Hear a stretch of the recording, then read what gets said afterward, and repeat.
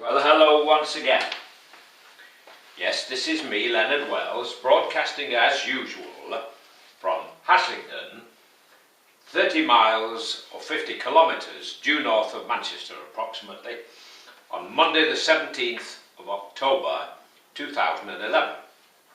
This is part 21 of my series on the United States of Europe, my dream.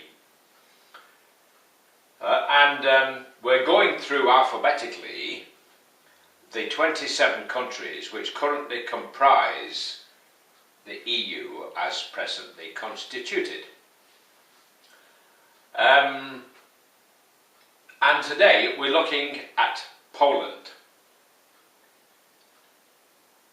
Very big country, quite a bit bigger than the UK, about the size of the UK plus Latvia, and yet the population is only 38 million compared to 62 in the UK.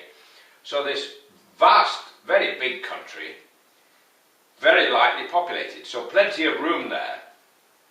It had a horrendous history in many ways. In the 18th century it didn't exist. It was all taken up by other countries, Russia and Austria, and it got hammered in the world wars, because between Germany and Russia, of course, the Germans have to cross Poland to get to Russia and vice versa. So when we come to the Second World War, the Germans and the Russians, Hitler and Stalin, made the famous pact in 1940, secretly agreeing to divide Poland between them, which they did. And 1940, the Germans attacked Poland, and it was that attack on Poland which finally pushed the Conservatives to declare war on Germany, September 1939. And of course the Poles were easily defeated by the Germans, and then the Russians attacked from the other side. Didn't last very long, the battles, and several million people were killed during the war in Poland. Half of them Jews in the Holocaust, and 3 very large extermination camps, concentration camps, were built in Poland, and it had a very poor history. And of course, then when the Russians won the war, they occupied Poland as well as a big chunk of Germany. And it took a long time to throw off communism. And when they eventually did, in 1998, I think it was approximately, it wasn't long after that, that Poland joined NATO and the EU. Still got its own currency. It's not in the euro zone, but it's in the EU and it's in Schengen. I'm going to just quickly look at my statistics. It's largely a Catholic country. Of course, they had a famous Catholic Pope.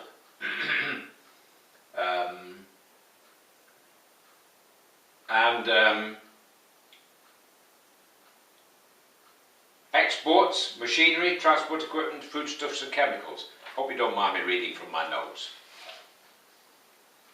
Republic of Poland, it is a republic. Capital Warsaw. Not many people visit Poland. I haven't met many English people who visited Poland. I'd like to very much. I'm sure it has a great future in the EU.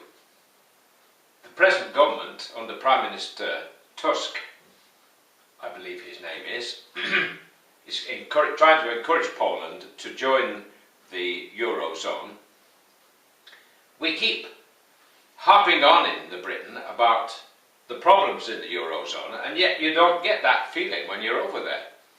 I spent a lot of time in Romania, and they're already thinking in euros. They're not in the eurozone, and they haven't yet applied. But even though they have their own currency, the lei, L-E-I, or sometimes known as the RON, don't ask me to explain that, they think in euros. If you buy a house, it tends to be priced in euros, and the same with second-hand cars. They think that way. They're already planning to be part of it. So it's all very well for us to sit hopping up and down with glee. I think the Germans call it Schadenfreude or something, enjoying somebody else's misery. The Eurosceptics in the Conservative Party, and believe me, there are many of them hidden in the background with their own hidden agendas, and they're laughing all the way to the bank, as they say, about the problems in the euro. But in fact, we're all affected by this, and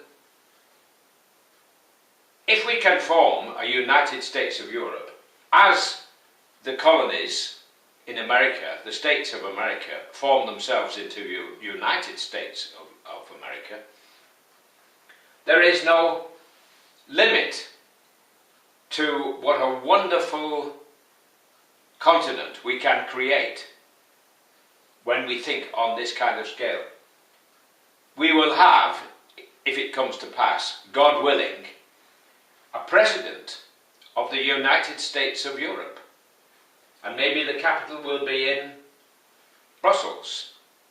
Who knows? We don't know what the future will hold. But it seems to me that cooperation, or as Churchill put it, jaw is better than war.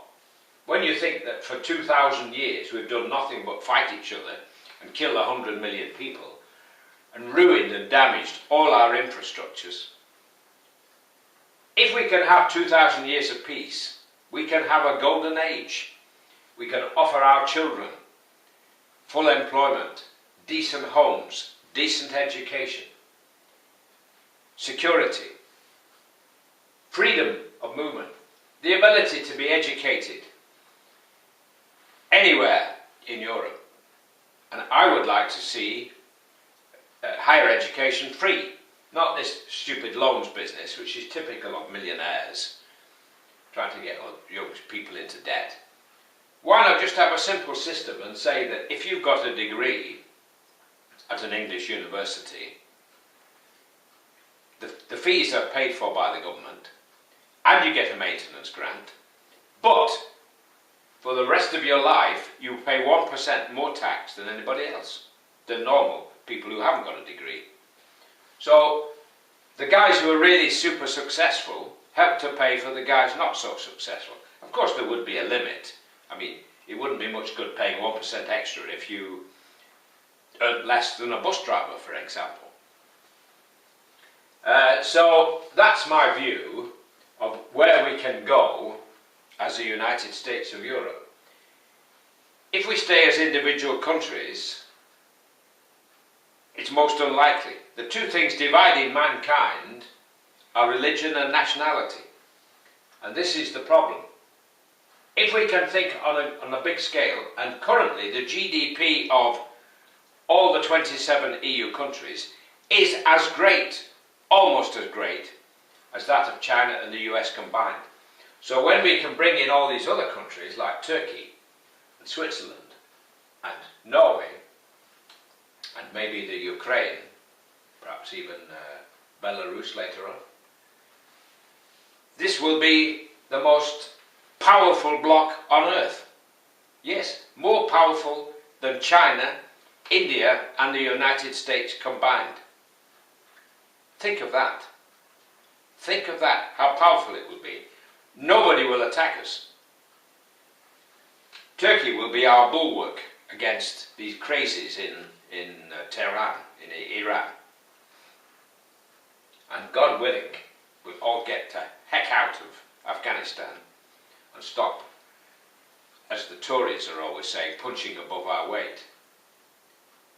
We keep pleading poverty, and yet we've got 500 million to waste bombing Libya. I wonder how many people have been killed there. It's all very well hopping around saying what good boys we are that we've bombed Libya to get rid of Gaddafi. Well, it's taken us a heck of a long time and cost a lot of money and a lot of lives. Well, I waffle on. Poland is a great country with a great future. The Poles work very hard. They're very hard-working people. A lot of their carpenters work in England, where at one time a lot of the Irish builders would come over here to work. Now it's the Poles, because of course with the EU we have the freedom of movement of labour. And this is the wonder of Schengen. We're not in Schengen yet. My girlfriend in Romania doesn't have a passport. She has a little plastic ID card.